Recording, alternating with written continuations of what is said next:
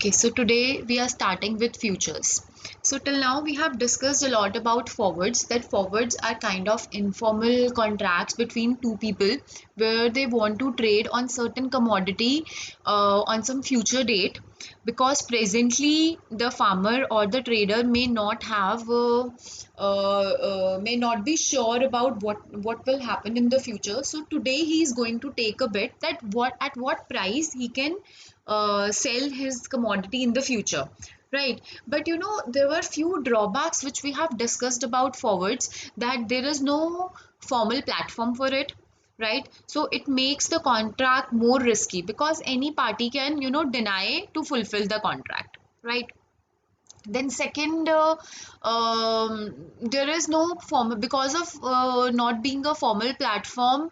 The person, the trader or the farmer may or may not get a suitable option for him for his particular commodity. So this is another problem, right?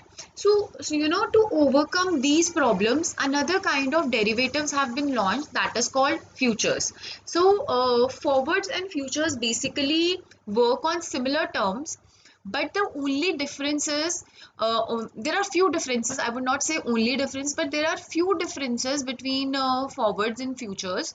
That is, first is in forwards there is no formal platform, but in case of futures there is a formal platform. You invest in futures with the help of a formal platform or through a formal stock exchange, right? And obviously, if you are dealing with a formal stock exchange, the kind of risk we used to face in in forward markets, like default risk was there, that one of the party may deny to fulfill the contract, and less liquid also. Liquidity risk was also there, because at the time of expiry of the contract, maybe one party says that he doesn't have any money with him. So there are certain risks, default risk, and then liquidity risk. So all those risks are not there in future because there is a formal platform in futures. So future markets were designed to solve the problem that exists in forward market. A future contract is an agreement between two parties to buy or sell an asset at certain time in future at a certain price. So just like forwards, in futures also, two parties have a contract that in future they will buy or sell a particular commodity, asset, stock, bond, or whatsoever in future at a predetermined price at a predetermined date, right? But unlike forward contracts, the future contracts are standardized and exchange traded. So the difference is that here you get more surety that the other party will not, default in payment.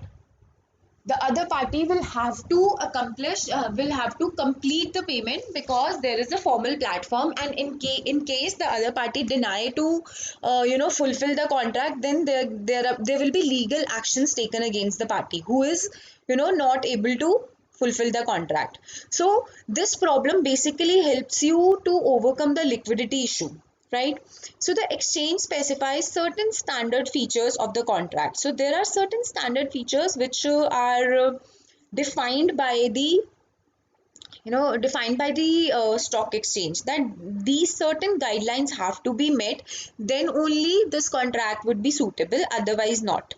So it is a standardized contract with standard underlying instrument. It means standardized contract. Standard underlying instrument means there is a instrument, for example, stock, bond, or any commodity, gold, silver, whatsoever. Standard quantity. So lots would be also given by the specified by the stock exchange, and quality of the underlying instrument that can be delivered or which can be used for reference purposes, and a standard timing of such settlement, that at what time this contract will be settled.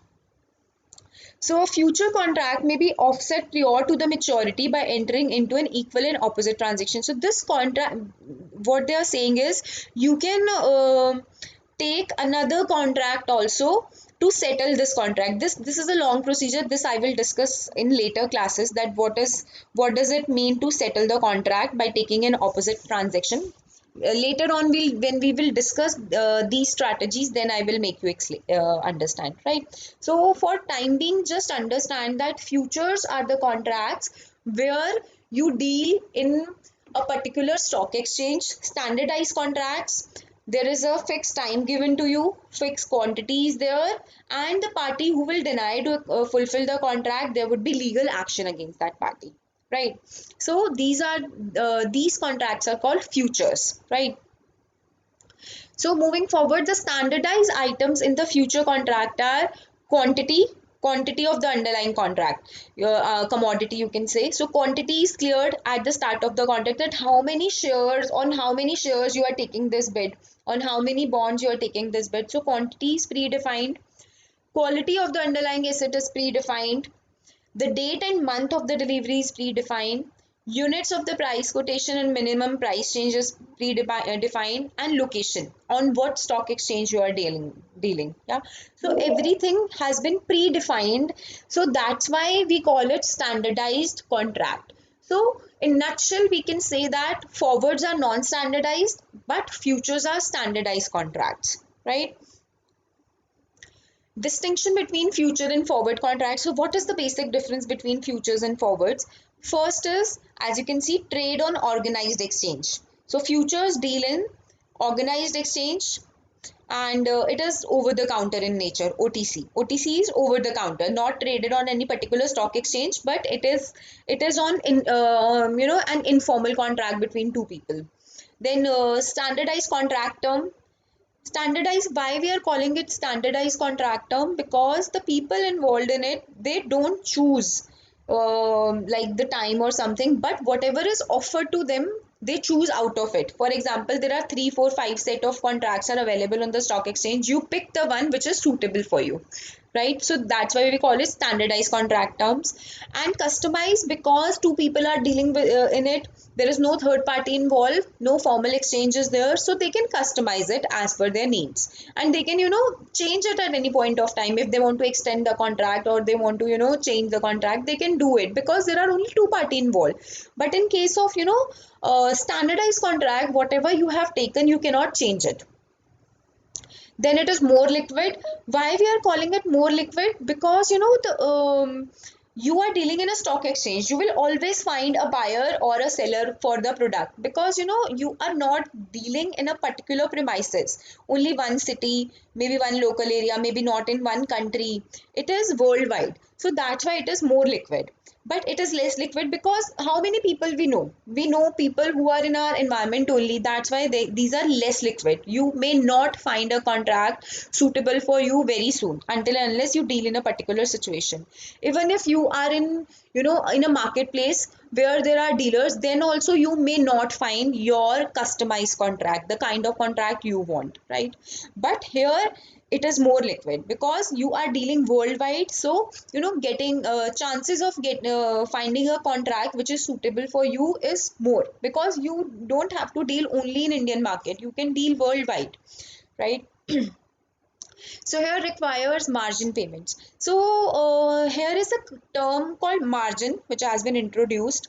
We will discuss this margin maintenance system in this futures also. But for right now, just understand that margin maintenance is that when you enter in a contract, you have to pay a certain amount as guarantee, right? For example, you open a demat account, you have to put a certain amount in that demat account. You do not open a demat account with zero money, you have to put a certain amount in it. So that's why in futures, to for safety purposes, there is a margin payment when you start enter into a contract. But in forwards, there is no margin amount you have to pay at the start of the contract. So it follows daily settlement, and it in case of forwards, there is settlement only at the end of the period. So how they do daily settlement, this we will understand with the help of an example. Later on in this section, I will discuss with you that how daily margins are maintained in case of futures, right? So here we have certain terms with us, future terminology. So let's understand these terms first, so that when we will discuss few strategies, few examples, you will be able to understand it with the ease. So the first is spot prices. So what is a spot price? Spot price is the price of the asset today. What is the price of the asset in cash market. We call it cash market. So cash market and future market are two different things. Cash market is if you want to buy a security today only, we deal in cash market. But if I want to buy a security in future after 3 months, I deal in future market, because I want to buy the security or sell the security after 3 months, right? So after 3 months I want to buy or sell, and today I am making a deal for it, so I am dealing in future market. Today only I am taking the bet, right? Then there is future price. As I told you, there is a difference between cash market and future market, and we call it spot price or future price. So spot price is the price of today, and future price is the price of future on which we may take the bid, right? And we also call it strike price, right? Future prices are also interchangeably used as strike price. Strike price is the price on which you buy the bid for buying a commodity or selling a security, right? We call it strike price or future price. Then contract cycle for the size, the duration of the bid. For example, you are going to buy or sell the security after 3 months, so we call it contract cycle, right? Then there is expiry date. For example, which date after 3 months, on on 30th of June I'm going to buy or sell the security. That is expiry date. Then there is contract size. The lot size is also given to you. What would be the lot size? For example, you want to bid on a particular stock, for example on a particular share, right? So obviously you cannot take a bid only on one share. So it may happen that you can take bid on one share if the price of the share is too high. For example, if there are shares of 1000 rupees, 1500, 2000 rupees share, so maybe there is one stock, but you usually these lot sizes are offered to you by the stock exchange, right? Then there is contract sizes done. Then basis. Basis is the difference between spot price and future price. That is called basis, right? Then cost of carry. Cost of carry is as we discussed in forwards, that what should be the theoretical price of the future contract, right? For example, today the price of the bond is, or the share wherever you want to invest, is 40 rupees. So what should be its future price? Its future price depend on the current market interest rate. So 40 into e raised to the power rt, as we discussed. Just a second, I'll just for example, today the price is 40 into e raised to the power rt, right? So you are taking a bid for, yeah, e is exponential compounding, which we have discussed in previous classes. So 40 into e raised to the power, time is 3 months, so we can write it as 3 by 12, which comes to be 0.25. 0.25 into time is time I have written, rate is for example 5%, so 0.05, right? So when we solve this value, we can calculate the future price. This can be the future price, right? So this is the cost of carry model. We will also discuss this model later on in depth, so that you will be able to understand. But cost of carry is that if this 40 rupees would be invested in some other asset instead of investing in stock market, what would you get? That is called cost of carry, right? Then we have with us so then we have three concepts with us: initial margin, marking to market, and maintenance margin. So instead of just explaining these 3 points here, I will take an example and make you people understand what is the meaning of these three terms, because otherwise it would not be very clear to you. Okay, so here we are. Let's understand the concept of margin maintenance here. So and we also call it mark to margin. So the basic difference between forwards and future is that forwards do not work on margin system. but futures work on mark to margin system, and it makes the contract more safe for both the parties. And how it is going to do it, let us understand this concept. So in the example, now I'm taking an example where if you enter in a contract, the initial margin you have to pay is rupees 5,000. Okay, so the initial margin is 5,000 and maintenance margin is 3,500, right? So let's put it in very simple term that if you want to invest in stock market, in derivatives or any other security, you have to open your demat account with 5,000 rupees. And if you are suffering loss, right, the moment you suffer loss, your account will be debited. And if you reach this 5,000 will reach to 3,500, you have to fill your account again with 5,000 rupees, right? So this is maintenance margin. For example, you have suffered loss of 4,000 till the time you don't have to refill your account. But if your account has hit 3,500, you again have to refill your account. Okay, so just understand this. We'll take an example, then it will be more clearer to you. So if the initial margin is adjusted by adverse mark to margin falls below to 3,500, level additional margin has to be remitted. As I told you, if you hit the margin of 3,500, you again have to fill your account up till 5,000 rupees. So now let us understand this mark to margin system, which we use in futures. This system is not used in forwards, right? That's why forwards are more risky and futures are more secure. Okay, now understand. On 5th November, when the contract was entered into, the price was rupees 95, right? So on 5th of November, any person has taken a contract that he is going the price was 95. The price available to enter in a contract is 95 rupees.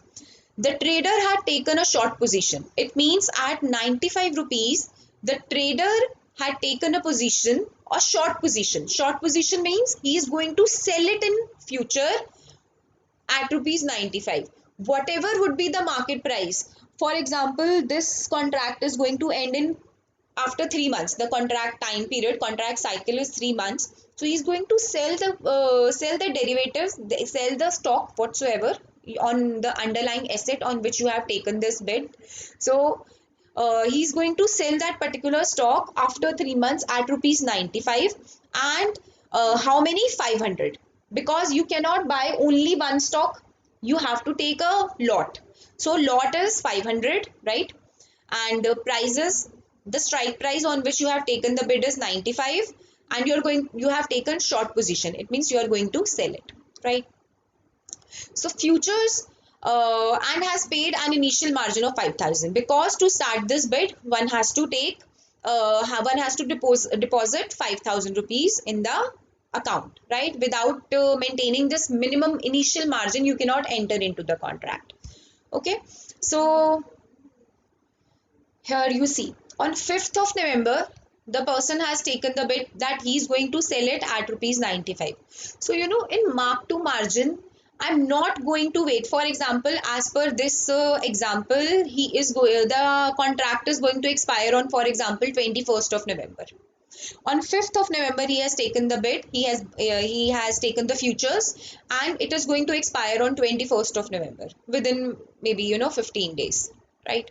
So the stock market is not going to wait for another 15 days that on 21st of November they're going to settle the contract. No, they're not going to settle the contract after 15 days. They are going to settle the contract at the end of each day.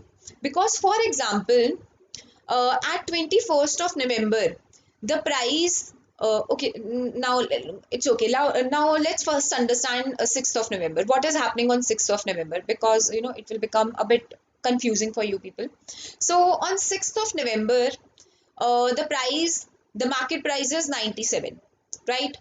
And we have taken a bid that I am going to sell at rupees 95. So market price is 97, and I have a right and obligation. Always remember, in futures and forwards, you have right as well as obligation. Why we call it right as well as obligation? Because if I'm gaining profit, then it is a right. But if I am suffering losses, then it is an obligation. So there is right as well as obligation, right? So on the very second day, on 6th of November, the market price is 97. So obviously, everybody will sell at rupees 97. But I have taken this contract that I am going to sell at rupees 95. It means I am suffering a loss of 2 rupees. Everybody will sell at 97 and I am going to sell at 95, right? So I am suffering a loss of 2 rupees. So understood this point?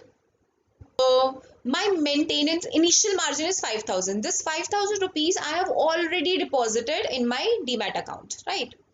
Now mark to margin. I am suffering a loss of 1,000 rupees because everybody is selling at 97. I have to sell at 95. It means 500 was my lot size. 500 into 2, 1,000. So I am suffering a loss of 1,000 at the end of 6th November. So 1,000 loss. So this 5,000 rupees initial margin I have, and 1,000 is my mark to margin. 5,000 minus 1,000 becomes 4,000. So my demat account, my initial margin would be reduced to 4,000, right? And no maintenance margin is required because maintenance margin was 3,500. Till the time I will not hit the point of 3,500, I don't have to refill my account. So there is no maintenance margin required. So again, how much cash I have deposited till now? Final cash. In final cash, I will write 5,000 and my final equity, because 1,000 loss I have suffered. So my final equity is 4,000, right? So again, I'll repeat this. I have taken a bid to sell at rupees 95 on 5th of November, but on the very next day, the price has risen up to 97. So I'm suffering a loss of 2 rupees because everybody will sell at rupees 97 and I'm going to sell at rupees 95. So 2 rupee loss. 2 rupee loss, it means 500 lot I have taken. 500 into 2, 1,000. So my mark to margin is 1,000 minus 1,000 here. So my initial margin was 5,000. Out of this 5,000, 1,000 would be deducted from my demat account at the end of 6th of November. So my remaining equity is 4,000. No maintenance margin required till now. My final cash, how much money I have deposited till now? Only 5,000 till now. And my final equity left with me 4,000 because 1,000's loss I have suffered already. Now move to next day, 7th of November. On 7th of November, what happens here? That price has again reached 99. Now again I'll see my bid was for rupees 95, right? And price, I was supposed to sell my stock at rupees 95 and today the price is 99. It means again I'm suffering a loss, right? Everybody would sell at rupees 99 and I am going to sell at rupees 95. So 4 rupee loss. But point is, out of 4, 2 I have already paid on this day, on 6th of November. It means now I don't have to compare with the initial price of 95. I have to compare with the previous day's price, that is 97. Because if I'll compare with 95, there would be double counting. It means I am taking 4 rupees, but out of 4, 2 I have already paid yesterday. That's why I will compare with 97 only, not with 95. Okay. Now my initial margin was 5,000. So again I'm suffering a loss of 2 rupees, sorry, 97 to 99, 2 rupees. 2 into 500 because my lot size was 500. So again I'm suffering a loss of 1,000. Previous day also I have suffered a loss of 1,000. Today also I have suffered a loss of 1,000. Now what was my final equity at the end of 6th November? 4,000. So out of this 4,000, 1,000 would be deducted again. So now I am left with the equity of 3,000. Now I have crossed the maintenance margin limit. What was the maintenance margin? 3,500, right? So now because I have crossed the maintenance margin limit, now I have to refill my account again to 5,000. So again, how much money I have to put in my account? 2,000 to make it again 5,000. So 3,000 plus 2000, 5000 again, right? So final cash is how much cash I have, invested till now. 5000 was my initial margin on day one. 2000 again I had to pay because I have suffered loss of 2000. So again I have to maintain. So it means till now I have invested 7000, right? But final equity with me is 5000 because 2000 is my loss, right? Okay, so moving forward, on 10th of November, the price is now 102, right? So 102 is how much loss is there now? 3 rupees. We'll compare it with 99, previous day's price, right? Not with 95. 99, so 3. So how much loss is there? So here you see, initial cash is now 7000 because I have invested 7000 rupees till now, right? Now 3 into 5 is 1500. Again on 10th of November, I have suffered a loss of 1500, right? So this 1500, how much final money I had in hand with me? 5000. So out of this 5000, this 1500 will be reduced, and this is 3500. Now I'm left with the equity of 3500. I don't have to again maintain my margin because if I go below 3500, then only I have to refill my account. So till now I don't have to refill my account because it would be, if it would be 3400, then I would, have to refill the account. But till 3500 I don't have to refill the account. So no maintenance margin required here, zero. How much I have invested till now? 7000. And how much I'm left with? 3500, right? Now move to 11th of November. On 11th of November, the price is now 100. Now this is a better situation because 102, what I want the price to be less than 95. But obviously to reach 95, I have to first go below 102. So now because price is 100 now, so now I am gaining 2 rupees. So 7000 was my initial cash, what the amount which I have invested till date. So 2 into 500, 1000. So now this 1000 would be deposited to my account at the end of 11th of November. So here this 3500, last day's final equity. This 3500 plus 1000, my today's, positive mark to margin. 3500 plus 1000 will become 4500. No maintenance margin required. Till now I have invested 7000 rupees. Now my final equity is 4500, right? So this 4500 would be here, final equity. Now again we'll move to 12th of November. On 12th of November, the price has again, fallen back to 97. Now 3 rupees profit I will have because I will compare it with 100. So 7000 my initial cash. This 3 into 500 is 1500. I will add this 1500 to last day's final equity. 4500 I was left with. 4500 plus 1500 is 6000. So no initial no maintenance margin required. So here you will see I am at a profit of no, not actually profit because I have invested 7000 till now, but I'm still at 6000. It means 1000 loss I'm still at, right? So final equity is again 6000. So similarly we will continue on each day, right? And I'll just jump to the final day. On final day, what is the final statistics? If you see, the price is 103. It means my loss is of 7 rupees, right?